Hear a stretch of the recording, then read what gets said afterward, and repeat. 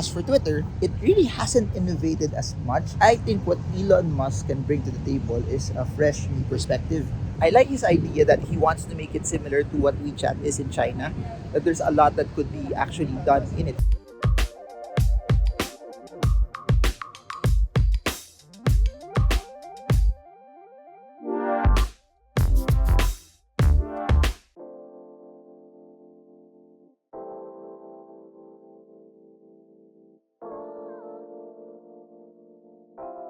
Hey guys, so in this video, I want to talk about my thoughts on Elon Musk buying Twitter. Everything got finalized a few days ago after months of speculation, after months of people bickering left and right, because there's a lot of opposing sides to this story. And what's interesting about that is I've been a Twitter user for over a decade now. It was one of the first social media platforms that I actually used, and at a certain point I actually liked it much more than Facebook because of its simplicity and the ability to be able to just post your thoughts as well. And for those who don't know, that's where I first posted all of my thoughts about the stock market and even the charts that I've been posting. Those were primarily in Twitter. What I've seen also over the past few years is that it wasn't really as cool as what it initially was, that they failed to innovate, they failed to change and evolve as compared to what Facebook did, as compared to how YouTube actually is right now, as compared to Instagram. Just looking at Instagram now, if you analyze how it is,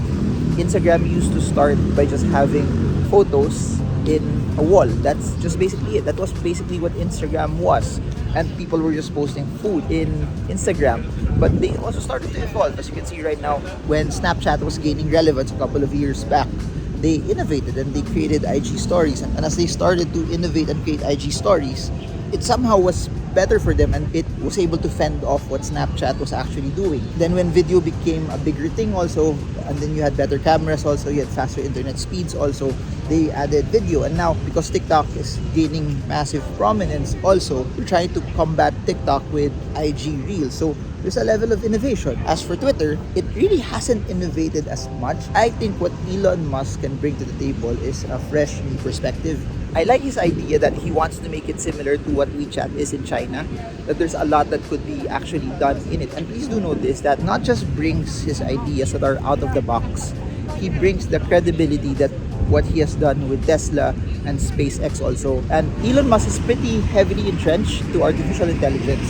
And I think there's a lot that they could do, marrying AI into Twitter and using Twitter also as a payment mechanism, that it could also be a wallet. It could be either a Web3 wallet, or it could be a wallet that will allow people already to make transactions using a social media app. And that's something that's not yet fully tapped by a lot of the Western social media platforms. Whereas in China, in WeChat, it's something that's already heavily done, heavily used, and exercised also. One of the things that he said, which was something that I was also clamoring about also, there's so many things that have been done already in terms of updating technology, into moving technology forward. I think it's time also that we have an edit button for Twitter. I think that's one of the things that he plans to do and plans to put, because it's such an hassle for someone who's active in Twitter like me, the information that it provides and the community that's there also. It's a hassle to post something, there's something wrong, a typo, wrong spelling, etc. You have to delete it and then you have to rewrite it again. And I think what Elon Musk is actually doing is something that's very simple, but something that has great and lasting effects already for people who are using the platform. Because at the end of the day, it's all about user experience. If you look at how Twitter was, at least the performance of the company, the stock price also, it really hasn't done as much. And just because of the news of Elon Musk buying it, it has brought a lot of upward movement to the stock, which is good also for the shareholders, which in turn gave shareholders who were holding it also for a long time the ability to earn off Twitter, which they didn't really get. And I think that's one of the things that Elon could bring to the table, especially to how Tesla is. He brings a ton of value to investors, out of the box ideas, credibility, ton of value for investors, the chance or at least the idea to make it similar to also WeChat. And I think this is something that's also very interesting, and this is a very contentious topic also, especially in the US. I think it brings back free speech to Twitter. There was so much censorship in Twitter, it only wanted to show the biases that whoever owned it wanted to show, or whoever was leading it wanted to show. What I liked about that was Elon Musk is making Twitter free speech, that everyone has the ability to be able to share Everyone has the ability to be able to speak their mind without bias, without political leaning, without being shadow banned also, or having their accounts being blocked or terminated. I think that's what will give it merit, because it allows it to become a platform not just for information, but it allows it to become a platform for the people. I think the price that Elon paid for Twitter was somehow very, very expensive. He overpaid for it. And I think that's one of the few reasons why the deal got accepted, because even though a lot of them didn't like Elon Musk, he gave them an offer that was too hard to ignore. He gave them an offer that was already too big compared to what it was actually valued upon. He gave them an offer that the company stayed in its current trajectory. It would never be worth that much. It would never earn that much. That's why they actually took it. If you look at how it was, Elon Musk overpaid for it. But if you also analyze it further, if he didn't overpay for it, there was no way also that the people who previously led it would actually sell it to him. The analysis I think that they made there was very, very simple. They would never hit that valuations.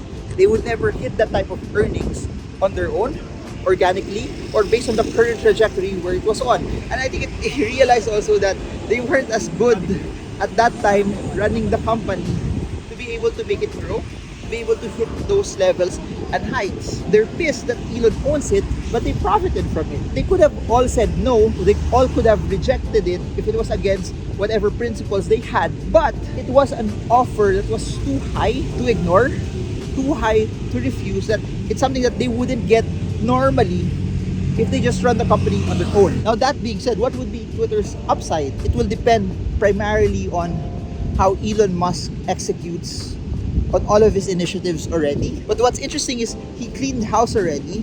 A lot of the people that has limited Twitter to become stagnant, they're already out. He's bringing in fresh new people, fresh new minds who can probably take it higher. If they could integrate it with AI, if they could really push Web3, NFTs, crypto, payments, deposits, transfers via Twitter, then I think there's a lot of merit with it. I saw an interview with Jack Dorsey, the founder of Twitter, the co-founder of Twitter, and Elon Musk. He said something that's very, very interesting. They could use Twitter as a payment mechanism for Bitcoin. Suddenly, people now have the ability to be able to transfer Bitcoin in a very, very cheap and efficient manner. You have one of the largest cryptocurrencies in the world, largest market cap, most secure, most decentralized, and you also have one of the largest social media platforms that allow you to be able to do that. I think those are things that are very, very interesting to watch, to see how Twitter will just evolve from a news site, from a site where people share their thoughts, to a site where people can actually transact and do a lot of real world stuff also in a very fair and efficient manner. I guess that's it. marvingermo. If you want to know more about stock market, the books that I've written, links are down below. Stay up until the end. Like, share, subscribe, smash the bell so you get updated every time I come up with new content about investing. I hope this video helps you trade well, trade strong, trade smart. See you all again soon, and God bless you all.